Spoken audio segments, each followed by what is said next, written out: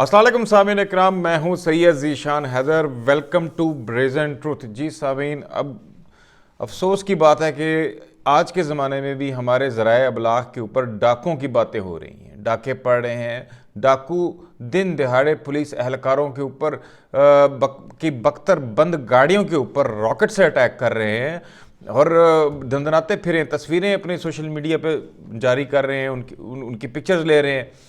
ये बात सिंध में भी हो रही है। ये अभी साउथ पंजाब डीजी खान के अंदर भी डाकुओं ने वारदातें की, नोटोरियसली की। और फिर आप देख लेंगे कि अभी शुजाबाद में साउथ पंजाब के एरिया के अंदर ही एक मैरिड नौ बेहती खातून के साथ इज्तिमाई ज़्यादती का वाक़ा पेश आया और वो भी डाकू। तो ये अब हमारे मुल्क के अंदर क्या होता जा रहा है जी? ये किस तरह हमारे जो लॉ एंड ऑर्डर जो है मुल्क का इतना दरगूं क्यों हो रहा है? ये बड़ी एक अलार्मिंग सिचुएशन है। और वैसे ये एक सरप्राइजिंग नहीं मेरे लिए। मैंने अक्सर अपने जो वीलॉग्स हैं उसके अंदर मैंने इस चीज़ की निशानदेही की थी कि आने वाले वक्तों के अंदर लॉ एंड ऑर्डर की सिचुएशन पाकिस्तान की बद से बदतर हो सकती है। उसकी कुछ वजूहात है। उसकी क्या वजूहात हो सकती है जी? सबसे पहले तो आप ये देख लें कि मुल्क की इकॉनमी, जब इकॉनमी सुकड़ रही है, इकॉनमी बकौल हमारी हुकूमत के अदाद और शुमार के मुताबिक तो इकॉनमी जीडीपी हमारी ग्रो कर रही है, लेकिन जो लोग ज़मीन पर रहते हैं, इसी हक़ाइक़ को की दुनिया के अंदर ही मौजूद रहते हैं कि ख्वाबों की दुनिया में नहीं रहते, वो जानते हैं कि इस वक्त जो है आमदन लोगों की कितनी कम हो चुकी है, कितनी बेरोज़गारी बढ़ चुकी है। जो बचा कुछ कसर थी पिछले 1-1.5 साल में कोरोना ने निकाल दी। कोरोना ने भी तबाह करके रख दिया बहुत सारे सेक्टर्स को, जिसमें से होटलिंग है, टूरिज़म है, वगैरह वगैरह।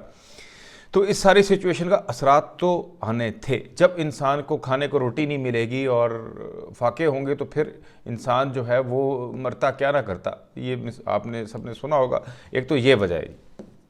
फिर दूसरा, हमारे मुल्क के अंदर कभी शायद इंसाफ की फरहमी को संजीदगी से लिया ही नहीं गया। उसकी भी एक वजूहात है, क्योंकि जब आप समझते हैं कि सेलेक्टिव जस्टिस होनी चाहिए, अगर आप ताकतवर जो के लिए और कानून होगा, जैसे कि हमारे वज़ीर आज़म साहब का से अगर के बारे में अगर कहा जाए तो गलत नहीं होगा कि वो कहते हर सही बात हैं और करते हर गलत बात हैं। मतलब ये शायद ज़्यादा हो गया, लेकिन इसमें कह सकते हैं कि जितनी अच्छी बातें वो करते हैं, अगर यूँ कहा जाए कि अगर कितनी वो अच्छी बातें करते हैं उतनी ही या वो उतनी उनके अमाल में वो बातें नज़र नहीं आती जो उनके एक्शंस में नज़र नहीं आती। एक तरफ वो कहते हैं जी कि हम अमेरिका की पॉलिसी के ख़िलाफ़ है, हम अमेरिका को अड्डे नहीं देने चाहिए, अमेरिका को के साथ की जंग में या उसकी लड़ाई में शरीक नहीं होना चाहिए। फिर उन्हीं के ही दौरे हुकूमत के अंदर फ़ॉरेन ऑफिस से बयान जारी हो जाता है कि 2001 के अंदर जो मुआहदा हुआ था अमरीकियों के साथ वो अभी तक कायम है और बड़े फ़ख्र से पेश किया जाता है और ये कहा जाता है हम नया कुछ नहीं किया।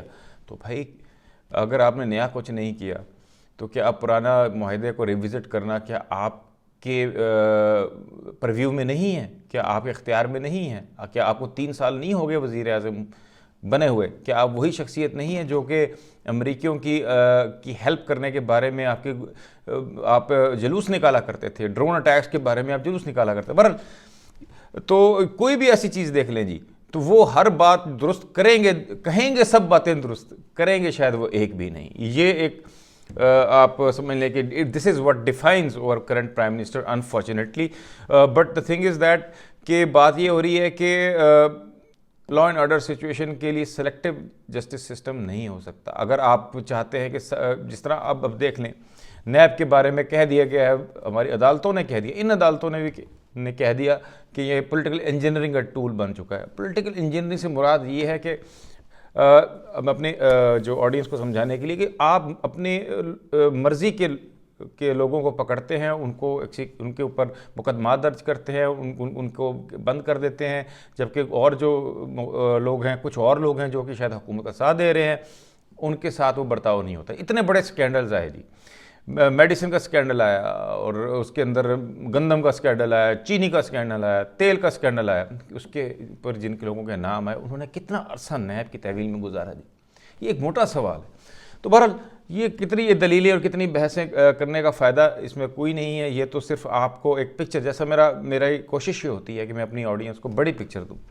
تو یہ جو آپ نے ذرائع ابلاغ پہ یا ٹی وی چینلز پہ آپ دیکھ رہے ہیں، یہ ڈاکوؤں کا ذکر، لا لیسنس اور یہ وارداتوں کا بڑھتا ہوا، یہ اس کی یہ وجوہات میں سے بہت ساری وجوہات جو میں نے بیان کی ہیں، کچھ میں ابھی آپ کو مزید بتانے جا رہا ہوں۔ سب سے پہلے تو اکانومی، جیسا کہ معیشت کی درگو صورتحال، اس کے بعد جب آپ سلیکٹیو جسٹس کرتے ہیں کہ آپ جب جاتے ہیں عدالتوں میں جاتے ہیں، کورٹس میں جاتے ہیں، اور آپ کو اگر آپ کے پاس پیسے نہیں ہیں، آپ کے پاس سفارش نہیں ہے، آپ کے پاس کوئی بیک پہ نہیں ہے، تو آپ کا کوئی پوچھنے والا، کوئی والی وارث نہیں ہوتا۔ میں اس سے مجھے اپنا ایک واقعہ یاد ہے کہ میں زیر تعلیم تھا امریکہ کے اندر، ایک تعلیمی ادارے کے اندر میں موجود تھا، تو وہاں پر ایک دفعہ میں نے ٹیکسی ڈرائیور سے میری بات ہوئی جو کہ پاکستان سے اپنی فیملی کے ساتھ وہاں گیا ہوا اور سیٹلڈ تھا، تو میں نے اس سے ویسے ہی گفتگو کرنے کے لیے، ٹائم گزارنے کے لیے پوچھا کہ بھئی آپ کیوں یہاں پر آ گئے؟ تو اس نے ایک بڑا انٹرسٹنگ سا جواب دیا۔ اس نے کہا جی کہ میرا پاکستان میرا کوئی بڑا نہیں تھا۔ تو میں نے سمجھا کہ شاید وہ بڑے سے مراد اس کی جو ہے کوئی فیملی ممبر بڑا نہیں تھا۔ تو میں نے اس پہ وضاحت طلب کی، تو اس نے بتایا جی کہ میرا کوئی چاچا ماما تایا کوئی بیوروکریٹ نہیں تھا، کوئی جرنیل نہیں تھا، کوئی بڑا M N A M P A نہیں تھا، کوئی اس طرح کی سیٹ پر نہیں تھا، تو میں کیا کرتا ہوں؟ تو میرے لیے تو انصاف لینا یا اپنے بنیادی حقوق لینا بھی ناممکن تھا۔ تو اس کی بات میں بہت وزن تھا جی۔ یہ صرف بیانیہ جو ہے ایک شخص کا نہیں، یہ بہت سارے ایسے لوگ جو ہے بیرون ملک جا چکے ہیں، بڑے محنتی اور ایماندار اور عزت نفس رکھنے والے لوگ، جن کے جو شاید کسی کے سامنے اپنے علاقے کے ایم پی ایم این اے کے سامنے گھٹنے ٹیکنا اپنے حد تک سمجھتے ہوں، وہ باہر جا کر چھوٹی موٹی نوکری کر کے عزت کے ساتھ اپنی زندگی گزارنا کو بہتر سمجھتے ہیں، نہ کر یہاں پر جو ہے وہ جو صاحب اقتدار پہ جو افسران ہیں، افسر شاہی کے آگے جو ہے وہ سر تسلیم خم کیے رہیں۔ تو اس طرح کی بہت ساری آپ کو مثالیں ملیں گی۔ تو سامعین اکرام، کہنے کا مقصد یہ ہے کہ جب تک آپ اسٹیٹ عام آدمی کو تحفظ نہیں دے گی اور ہر شخص کے ساتھ ایک جیسا سلوک نہیں ہوگا، حکمرانی صرف ایک چیز کی ہونی چاہیے، وہ آپ کا ہے عدل اور انصاف۔ جب تک رول آف لا نہیں ہوگا اس ملک کے اندر، تب تک آپ کے ملک کے اندر کبھی بھی لوگوں کو ترقی کے مواقع برابر نہیں مل سکتے۔ اور جس کے ساتھ حضرت علی کا بڑا اچھا زبردست قول ہے جی اس بارے میں، کہ جب بھی آپ کسی کو عیاشی کرتے دیکھیں تو سمجھ لیں کہ کسی کے ساتھ ظلم بھی ہو رہا ہے۔ تو یقیناً ہمارے معاشرے میں آپ دیکھ لیجئے کہ کون سے ایسے طبقات ہیں، کون سے ایسے حلقے ہیں، کون سے ایسے لوگ ہیں جن کی دولت کے انبار در انبار لگے جا رہے ہیں، جن کی جائیدادیں بنتی جا رہی ہیں، جو بیرون ملک جزیرے اور پراپرٹیز بنائے جا رہے ہیں اور بڑی پرتعیش زندگی گزار رہے ہیں، اور دوسری طرف آپ دیکھ لیں کہ ہمارے ملک کے کیا حالات ہیں، لوگ فاقے کر رہے ہیں۔ ابھی آج کی خبر ہے کہ میری نظر سے گزری کہ ایک کانسٹیبل نے اپنی تنخواہ نہ ملنے، شاید کہا جاتا ہے کہ مبینہ طور پہ کہ اس کی تنخواہ روک دی گئی تھی کسی وجہ سے، تو وہ نہ ملنے کی وجہ سے اس نے خودکشی کر لی۔ اور اس طرح کے خوفناک واقع ہونا کوئی نئی بات نہیں ہے جی۔ اور اب عوام اس وقت بہت پریشان ہیں، اور وہ سمجھتے ہیں کہ یہ جو واقعات، یہ ڈاکو والے اور یہ چیزیں جو امیدیں لگائی جاتی تھی، مجھے یاد ہے کہ جب غالباً پچھلا پیپلز پارٹی کا دور تھا یا نواز شریف صاحب کا دور تھا، جب اسی طرح کچے کے علاقے کے اندر آپریشن ہوا اور اس کے اوپر خان صاحب جو ہے وہ طنز کیا کرتے تھے کہ دیکھیں جی یہ کیا ہو رہا ہے، اب ان سے یہ ہینڈل نہیں ہو رہے۔ تو اب خان صاحب اب تو 1 پیج والی حکومت ہے، اب تو ایسی چیزیں نہیں ہونی چاہیے۔ تو لیکن شاید جب کیا کہیں جی، بہت ساری باتیں کہنے کو دل چاہتا ہے تو بندہ کیا کہہ سکے۔ اب یہاں آپ دیکھ لیجئے کہ یہ تو سچویشن تو یہ ہو گئی ہے کہ اس وقت آپ کے دارالخلافہ کے اندر دن دہاڑے جو ہے وہ ایک صحافی کے گھر میں لوگ گھس جاتے ہیں اور اس کو زد کوب کرتے ہیں، اور اس کا کوئی پتہ نہیں چلتا، ایک صحافی کو صحافی محفوظ نہیں ہے جی۔ تو پھر کیا آپ کیا چاہتے ہیں؟ آپ کیا چاہتے ہیں کہ بولنا چھوڑ دیں؟ تو میں سمجھتا ہوں کہ جو طاقتور لوگ ہیں، جو صاحب اقتدار ہیں، ان کو شکر گزار ہونا چاہیے ان لوگوں کا، ان سین وائسز کا، جو عوام کی جو دل کی جذبات ہیں ان کی ترجمانی کرتے ہیں، اور اس سے عوام تھوڑا بہت ان کو تسلی ہو جاتی ہے۔ اور اگر آپ یہ آوازیں بھی بند کر دیں گے تو پھر کیا ہوگا؟ پھر وہ لاوا پھٹ پڑے گا اور پھر شاید کسی کے لیے بھی اچھا نہ ہو۔ تو ان چند ایک آوازوں کو برداشت کر لینا میں ہی بہتری ہے اور ان کو چلتے رہنا چاہیے. بہرحال ہم کہنے کا مقصد یہ ہے کہ جب آپ کی لا اینڈ آرڈر کی سچویشن جو ہے کچے کے علاقہ اور سندھ تو بہت دور ہے, اگر آپ کے اسلام آباد کے اندر ہی لوگوں کو گولی مار دی جائے, لوگوں کو اٹھا کر غائب کر دیا جائے, یا ان کو گھر میں گھس کر جو ہے ان کو زد کوب کیا جائے, تو پھر باقی تو چیزوں کا تو اللہ ہی حافظ ہے. تو سامعین اکرام, یہ میں نے تھوڑا سا آپ کو بتایا کہ بہت سارے جو حالات آگے آنے والے ہیں. اپنا خیال رکھیے جی, اور اللہ تعالیٰ آپ کو محفوظ رکھے, اور جو آنے والے حالات کے بارے میں جو ہے اپنے آپ کو کانشیس رکھیں.